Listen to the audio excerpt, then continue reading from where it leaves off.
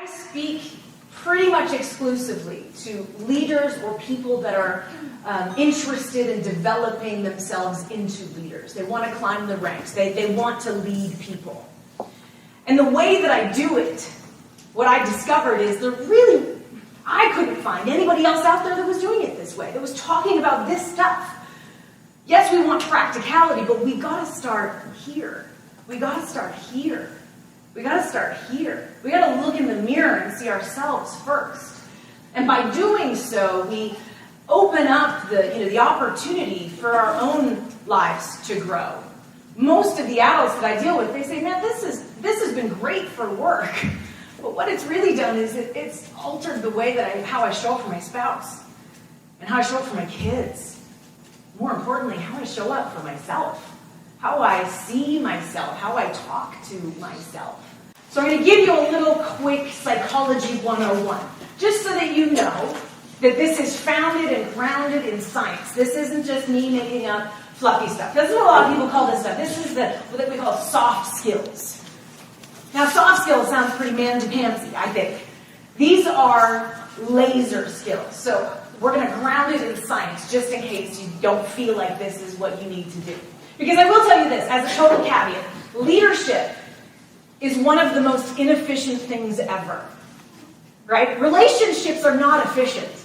It takes a lot of time, it takes a lot of effort, it takes a lot of energy. So if you're looking for the hack, the leadership hack, you ain't gonna find it yet. If you're constantly focusing on what you don't want, you may, and this is my very sophisticated graph, you may end up improving that one little thing.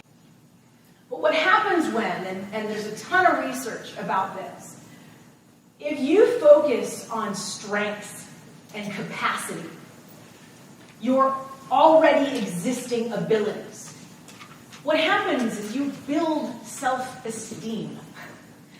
You increase the capacity for yourself to believe in yourself. And not only do the things that you are already great at increase, but looky-loo, even the thing you sucked at gets better. Because you believe you can. So we're going to get to a place today, and I'm going to get you to identify for yourself your top 5 strengths. Because here's the thing, if you don't know you have them, it's like having a toolbox, right? And you're going to build a house. It's like me and my husband's toolbox. And he's like, can you hand me the Phillips screwdriver? And I'm like, is his name Philip? So I call Philip! Or I was like, what are you doing with Philip's screwdriver? Why don't you have a screwdriver of your own? I don't understand. Right? Can you hand me a 3/4 inch screwdriver? And I'm like, I do not. You might as well have said that in Chinese.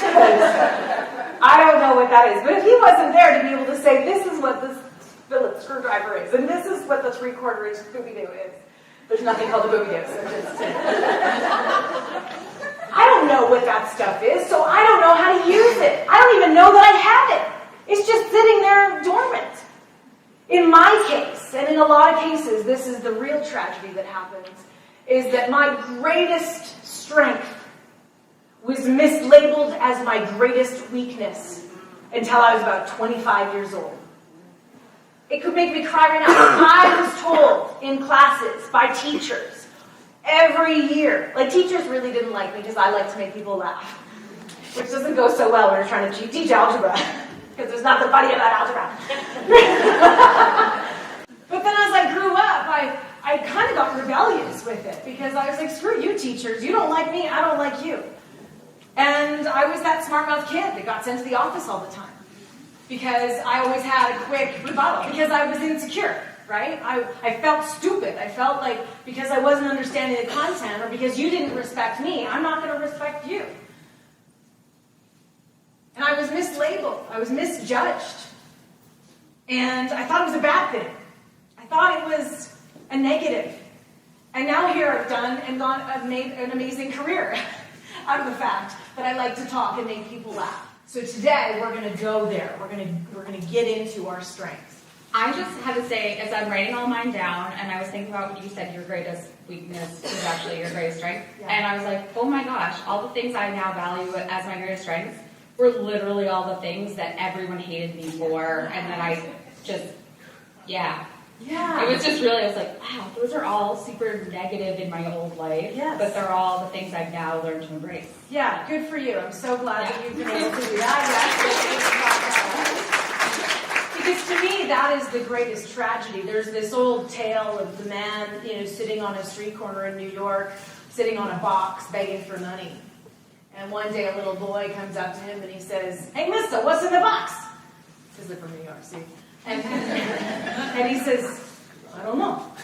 And he gets up. There's all this money in this box. He just found it one day. But this poor man is sitting on this box filled with cash and he didn't even know.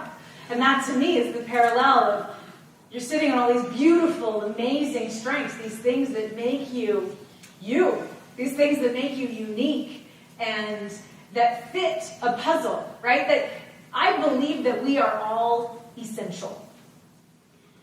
We don't need you to be somebody else because that's what you think you need. We need you to be you because the way you do you connects with the way other people are being themselves.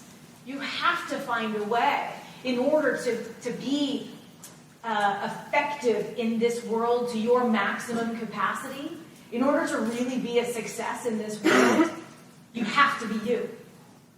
And a lot of us have just played a role. We've been so busy doing all these other things that, not only maybe are we downplaying what's great about ourselves, but we're not even looking for it, right? We're just running and painting, just trying to get it done. And that's why, to me, I start leadership development with this look inward.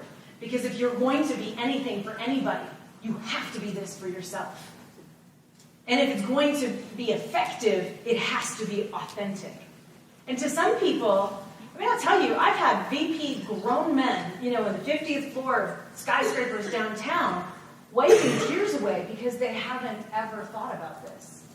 Because they got stuff from what their dad used to say about them when they were 15 years old, that they're still hanging on to that label, and they've been hustling so hard to beat that label that they haven't even stopped to really take a look at the gold mine they have inside of them.